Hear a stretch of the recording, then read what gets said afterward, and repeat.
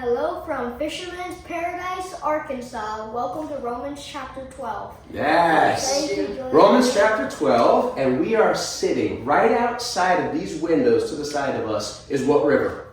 The White River. The White River, and it has been amazing. What kind of fish have you guys caught so far? Rainbow trout and brown trout. Yes, and we've got a fishing tour set up today to go up the river, and we're going to fish for some more rainbows and browns. What an amazing experience. So we get to share Romans chapter 12 from the White River in Arkansas, which is a treat.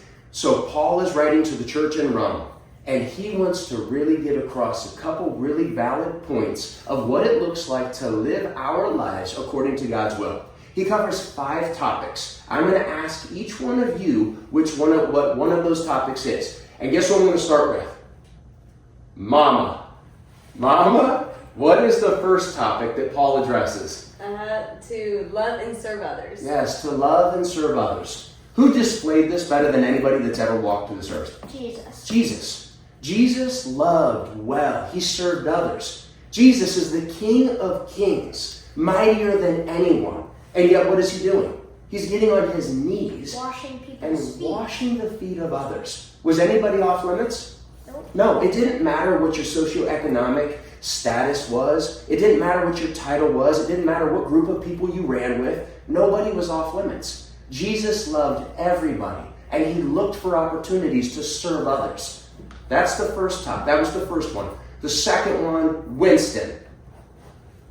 Use our gifts. Use our gifts. God has blessed each one of us with a different set of talents that are to be used. And when we use those talents, we do what?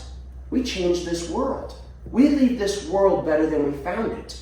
So every single one of us was built by design with a very unique set of tools and gifts. And when we use those, we not only change the world, but we grow the kingdom. We bring more of God's children back to him. So that's the second one. The third one, Otis. Be humble. Be humble. None of us are better than others. We are to remember that God made us very special, but he didn't make us where we are to be better than others.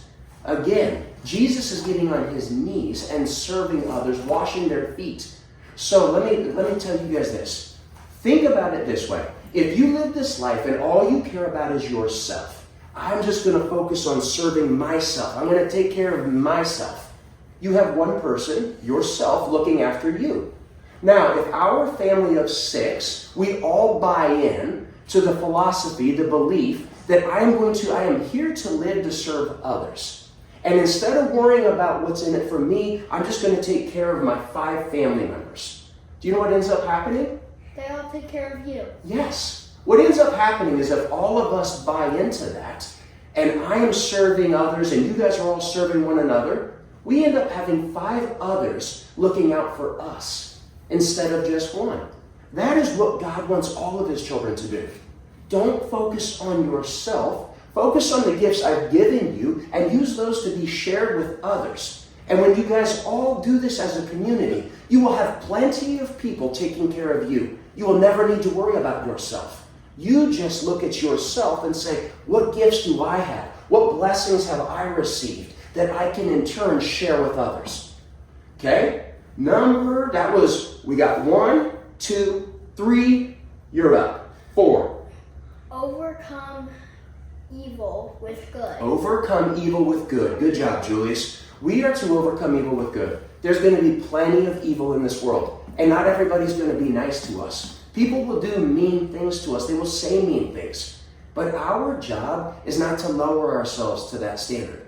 Our job is to rise above it, take the high road, and we show people love, whether they deserve it or not. Because at the end of the day, there's a thing called Judgment Day. And who's the judge? God. Who do you think's wrath is going to be more severe? Anything that we could use to retaliate to someone with, or the wrath of God, the creator of the universe? The wrath of God. Yeah, so we leave that up to God. If somebody does wrong by us, we don't try to get even. We don't go tit for tat. We rise above it, we show what Jesus' love looks like, and we trust that God will handle all of that and the consequences that individual deserves. He'll handle that all at the end of the day. That's not up for us to worry about. The fifth and final one, Arlo, what's the fifth topic? Live in harmony. Live in harmony. Good job, buddy. You paid attention the whole time. Shades and all. I love it. Live in harmony. God wants us to promote peace. There will be all kinds of restlessness around us. There will be things that distract us. There will be conflict. We see the wars happening all around us. There's wars between countries. There's wars between neighbors. There's wars between classmates. So hey, our job is to find a way to bring peace into every situation, every circumstance that we find ourselves in. That's what God wants. God wants us to be the restorers of peace. And who's the ultimate restorer of peace? Jesus. So all 5 of these topics that Paul covers in chapter 12 were lived out and displayed regularly by Jesus. So if we don't know how to do any of these 5 things, we have got one great example to turn to, and that is Jesus. A while ago, there was a wristband that became really, really popular, back when Mommy and Daddy were younger, and it said WWJD.